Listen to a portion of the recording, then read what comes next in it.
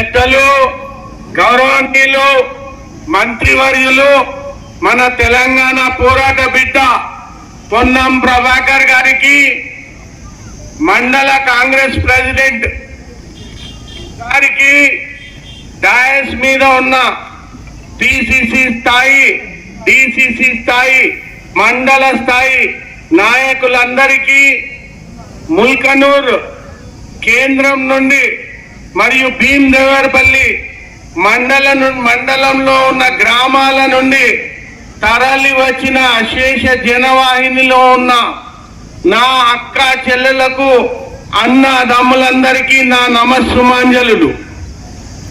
మీరు 4 నెలల కింద బీఆర్ఎస్ హటావ్ తెలంగాణ బచావ్ అనే నినాదం ఎత్తుకొని మొన్న పొన్నం ప్రభాకర్ అన్నను హుస్నాబాద్ నియోజకవర్గంలో ఘన విజయం సాధించేటట్టు చేసి రేవంత్ రెడ్డి గారిని రాష్ట్ర ముఖ్యమంత్రి చేయడంలో ప్రధాన పాత్ర పోషించినారు.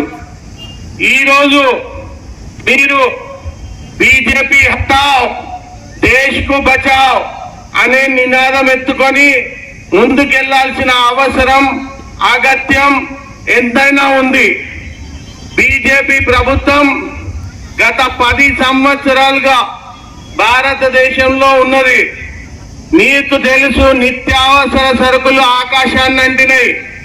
డీజిల్ 2014లో కాంగ్రెస్ బీజేపీ ప్రభుత్వానికి గవర్నమెంట్ హ్యాండ్ ఓవర్ చేసినప్పుడు 60 రూపాయలు ఉండేది. ఈ రోజు 105 రూపాయలు. ఆ రోజు ముడి చమురు $110 ఉంటే ఈ రోజు ముడి చమురు $80 ఉంది. అంటే ముడి చమురు తగ్గితే 60 రూపాయలది 50 రూపాయలు కావాల్సింది 105 రూపాయలైంది. మరి ఇట్లా అయితే సామాన్యులు ఎలా బతకగలుగుతారు? కిరోసిన్ ఎక్కువ, గ్యాస్ ఎక్కువ, నిత్యావసర సరుకులు ఎక్కువ, మీరు కొనే ఫ్రిడ్జ్, టీవీ, వాషింగ్ మెషిన్ ప్రతి వస్తువు ఎక్కువ. ఎందుకంటే మోడీ గారు 18% జిఎస్టి ట్యాక్స్ వేసినారు ఈ ప్రతి వస్తువుల మీద. కాంగ్రెస్ పార్టీ మేనిఫెస్టోలో 12% జిఎస్టి చేస్తాము, 18% తగ్గించి అని చెప్తుంది. 12% చేయడంతో ఈ వస్తువులన్నీ తగ్గి సామాన్యులకు అందుబాటు ధరలో ఉంటాయి. పెట్రోల్, డీజిల్ కూడా మళ్ళీ 60 రూపాయలు చేయడానికి కాంగ్రెస్ కంకణం కట్టుకొని ఉంది.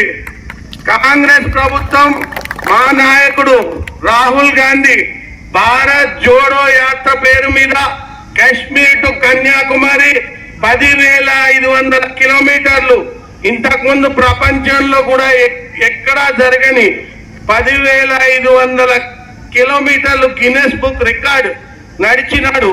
సామాన్యులను అందరినీ కలుస్తూ సామాన్యమైన డ్రెస్సు, సామాన్యమైన షూజు వేసుకొని దేశమంతా తిరిగి మత విద్వేషాలు రాకూడదు, కుల విద్వేషాలు రాకూడదు, దేశమంతా కలిసి కట్టుగా ఉండాలని, దేశం సమగ్రత భద్రత కరెక్ట్ గా ఉండాలని ప్రయత్నం చేస్తా ఉన్నారు.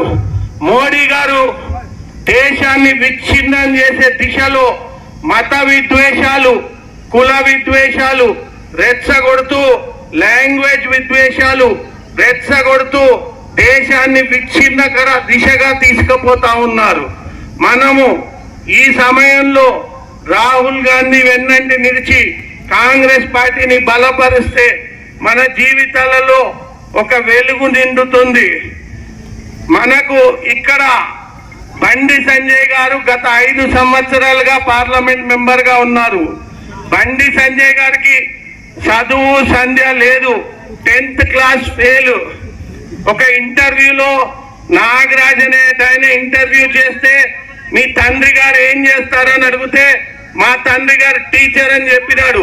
ఎక్కడ పనిచేస్తారంటే ఇరిగేషన్ డిపార్ట్మెంట్ లో పనిచేస్తారని అన్నాడు.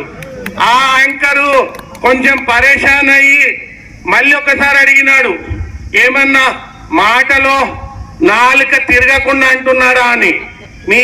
మీ ఫాదర్ ఏం చేస్తారంటే టీచర్ అన్నాడు. ఏ డిపార్ట్మెంట్ అని అడిగాడు. ఇరిగేషన్ అన్నాడు. అంటే ఆ మహానుభావుడికి ఇరిగేషన్ డిపార్ట్మెంట్ లో టీచర్లు పనిచేస్తారు, ఎడ్యుకేషన్ డిపార్ట్మెంట్ లో ఇంజనీర్లు పనిచేస్తారు అని అనుకుంటున్నాడు. ఆయన అవగాహన అట్లుంది. ఒక్క ప్రణాళిక వేయలేడు. హిందీ రాదు, ఇంగ్లీష్ రాదు, ఒక్క ఫ్యాక్టరీ తేలేదు, ఒక్క ఇండస్ట్రీ తేలేదు, రైల్వే స్టేషన్ ఎఫ్ గ్రేడ్ నుంచి డి గ్రేడ్ కూడా చేయలేకపోయినాడు. National highways network Ponnam Prabhakar garu ఎంపీగా ఉన్నప్పుడు చేసినాయి తప్ప, ఫండ్స్ సాధించినాయి తప్ప, శాంక్షన్స్ తెచ్చినాయి తప్ప కొత్తగా తెచ్చినాయి ఏమీ లేదు. ఆయన ఒకే ఒక్క పాట పాడతాడు, రామాలయం దేవుడు. మనమందరం శ్రీరామచంద్ర స్వామిని కొలవమా? మనమందరం దేవాలయాలకు పోమా? మనమందరం పూజలు చేయమా? మనమందరం హిందువులమే. భారతదేశంలో 85% మంది హిందువులే. కానీ ఈయనే హిందువు అన్నట్టు, ఈయనొక్కడే పూజ చేస్తాడు అన్నట్టు, ఈయనొక్కడే దేవాలయానికి పోతాడు అన్నట్టుగా మాట్లాడతాడు. దేవుడు ఎక్కడ ఉండాలి? గుడిలో ఉండాలి. భక్తి ఎక్కడ ఉండాలి? గుండెలలో ఉండాలి. కానీ బండి సంజయ్ గారు దేవుణ్ణి ఏదైతుందో పటం పెట్టి మీ అందరి దగ్గరకు వచ్చి దేవుని పేరు మీద ఓటేయండి అని అడుగుతున్నాడు. దేవుని పేరు మీద ఓటేయడం న్యాయమా చెప్పుంది. శ్రీరామచంద్ర స్వామి మన మధ్యలో వైషమ్యాలు సృష్టిస్తున్నాడని చాలా ఆగ్రహంగా ఉన్నాడు. బండి సంజయ్ మీద, మోడీ మీద, నా బిడ్డల మధ్యలోనే వైషమ్యాలు సృష్టిస్తున్నాడని తప్పకుండా శ్రీరామచంద్ర స్వామి బీజేపీని ఈసారి భూస్థాపితం చేసి రామరాజ్యం తెచ్చే కాంగ్రెస్ పార్టీని తప్పకుండా గెలిపిస్తారు శ్రీరామచంద్ర స్వామి గారు. రామరాజ్యం అంటే సామాన్యుల కడుపు కొట్టకుండా, సామాన్యులకు ధరలు అందుబాటులో ఉండేటట్టు. ఇక్కడున్న అక్క చెల్లెలకు కాంగ్రెస్ పార్టీ ₹1,00,000 సంవత్సరానికి అకౌంట్లలో వేయడం జరుగుతుంది అని చెప్పింది. కాంగ్రెస్ పార్టీ ప్రభుత్వం రాగానే మీ అందరికీ, ప్రతి ఒక్కరికి ₹1,00,000 ప్రతి సంవత్సరం ఒక్కొక్కరు అకౌంట్ లో పడతాయి. కాంగ్రెస్ పార్టీ ఎప్పుడైనా చెప్పింది 100% చేసింది. ఇంతకుముందు ఫ్రీ పవర్ అన్నది ఇచ్చింది. ఇంతకుముందు రుణమాఫీ ఒకటేసారి చేస్తామని అన్నారు, చేసినారు. ఇప్పుడు కూడా రేవంత్ రెడ్డి గారు ఆగస్టు 15 లోపు 2 లక్షల రుణమాఫీ ఖచ్చితంగా చేస్తాను అని చెప్తున్నారు. 5 గ్యారెంటీలు పొన్నం ప్రభాకర్ గారి నేతృత్వంలో, సీఎం గారి నేతృత్వంలో 5 గ్యారెంటీలు ఆల్రెడీ ఇవ్వడం జరిగింది. తక్కిన గ్యారెంటీలు కూడా ₹500 బోనస్ పంటకు, వర్షాకాలం పంట నుంచి ₹2,500 ఈ మహిళా మనులకు అందరికీ వాళ్ళ అకౌంట్ లో, వృద్ధులకు ₹4,000 పింఛను. ఇవన్నీ కూడా ఎలక్షన్స్ అయినాక ఇమీడియట్ గా 1-2 నెలల్లో ఇవ్వడం జరుగుద్ది. నేను ఇక్కడికి పార్లమెంట్ అభ్యర్థిగా రావడానికి పొన్నం ప్రభాకర్ గారు, ఎమ్మెల్యేలు అందరూ ప్రతిపాదించి మీ ముందు పెట్టారు. మా నాన్నగారు మీకు సుపరిచితులే, వెలిచాల జగపతిరావు. ఆయన పోయిన సంవత్సరం చనిపోయినారు. ఆయన నా దగ్గర ఒక ఒట్టు తీసుకున్నాడు. కరీంనగర్ ప్రజలు మొత్తం నీ ఫ్యామిలీ, నీ భార్య పిల్లలే అనుకోకు బిడ్డ, నువ్వు పోయి కరీంనగర్ ప్రజల మధ్యలో బతుకుతూ వాళ్ళతో మమేకమై వాళ్లకు నీ జీవితకాల చివరి రక్తపు బొట్టు వరకు వాళ్ళకి సేవ చేయాలని ఒట్టు తీసుకున్నాడు. నేను మీకు అందరికీ ప్రమాణం చేస్తున్నా, మీ మధ్యలో ఉండి మీతో మమేకమై నా చివరి రక్తపు బొట్టు వరకు మీకు సేవ చేస్తా. నాకు పైసా మీద కాంక్ష లేదు. దేవుడిచ్చిన కాడికి మంచిగా ఉన్నాను. మా మీద అవినీతి మచ్చ మరక లేదు. నా 2 బిడ్డల పెళ్లిళ్ళైనాయి.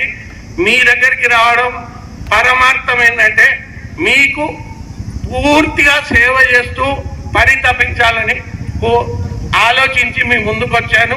పొన్నం ప్రభాకర్ గారు దీనికి దోహదపడ్డారు. నేను ఆయనకు ధన్యవాదాలు చెప్తూ ముగిస్తాను. Thank you very much.